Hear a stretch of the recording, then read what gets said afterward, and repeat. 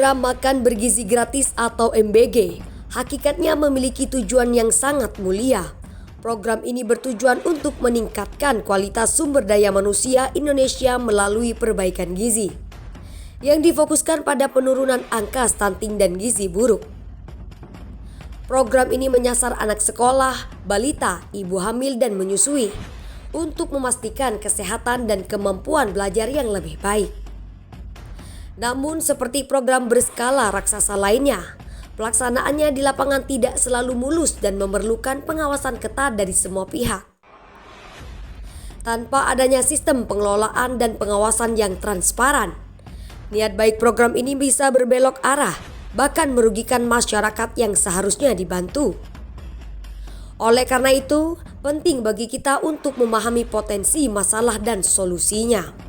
Potensi masalah di balik niat baik dan isu kualitas hingga ekonomi menjadi selayang pandang dalam narasi kali ini. Meskipun bertujuan baik, beberapa isu krusial mulai muncul ke permukaan seiring berjalannya program MBG.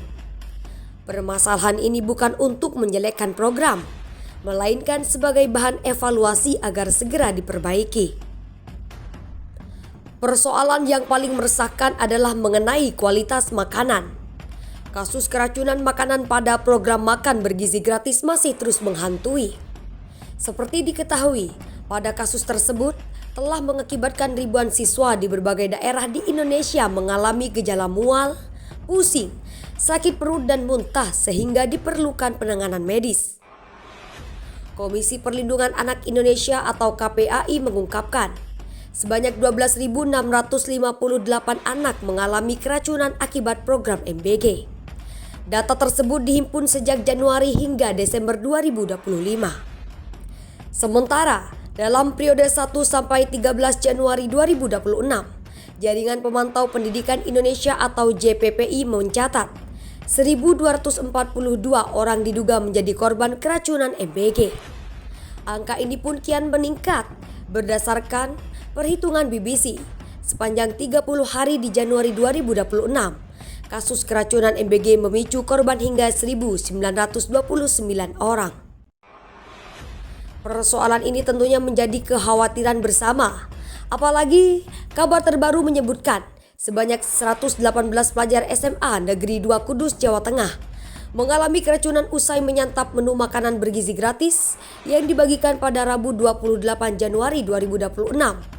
Dari ratusan itu, 46 diantaranya harus menjalani rawat inap.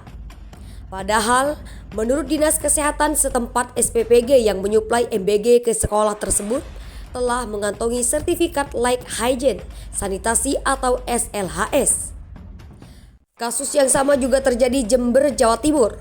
Sebanyak 112 warga sekolah yang terdiri dari siswa dan guru SMP Negeri 1 Umbul Sari dilaporkan mengalami gejala mual dan sakit perut. Insiden ini diduga akibat konsumsi menu program MBG yang dibagikan sehari sebelumnya. Persoalan lainnya pun bermunculan dalam pelaksanaan program andalan Presiden Prabowo Subianto ini, yakni adanya dugaan praktik getok harga dan monopoli oknum. Ada indikasi oknum pemangku kepentingan di beberapa tingkatan melakukan praktik culas. Mulai dari dugaan penggelembungan harga bahan baku hingga penunjukan pemasok besar tertentu secara sepihak. Akibatnya, anggaran yang seharusnya bisa menghasilkan makanan berkualitas menjadi berkurang nilainya. Sungguh ironi, kehadiran program MBG yang sejatinya memberikan dampak positif terhadap masyarakat malah dijadikan ajang bisnis oleh oknum atau kelompok tertentu untuk meraup keuntungan.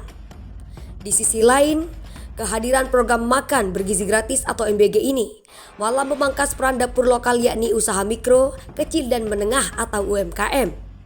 Ini adalah salah satu kritik paling tajam. Semangat awal MBG adalah memberdayakan warung, catering rumahan dan petani lokal. Namun pada praktiknya, banyak proyek MBG yang justru diambil alih oleh kontraktor atau pemasok besar. Dapur-dapur lokal yang seharusnya menjadi motor penggerak ekonomi justru hanya menjadi penonton.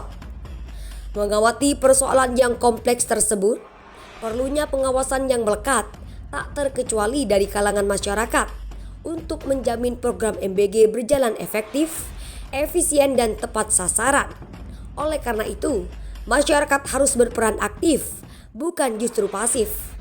Peran aktif masyarakat dalam pengawasan adalah garda pertahanan terakhir dari program ini. Sebab, program MBG adalah pertaruhan besar bagi masa depan gizi bangsa. Agar pertaruhan ini dimenangkan, diperlukan kerjasama. Pemerintah harus transparan dan tegas, sementara masyarakat harus cerdas dan berani mengawasi. Sampai jumpa di konten berikutnya.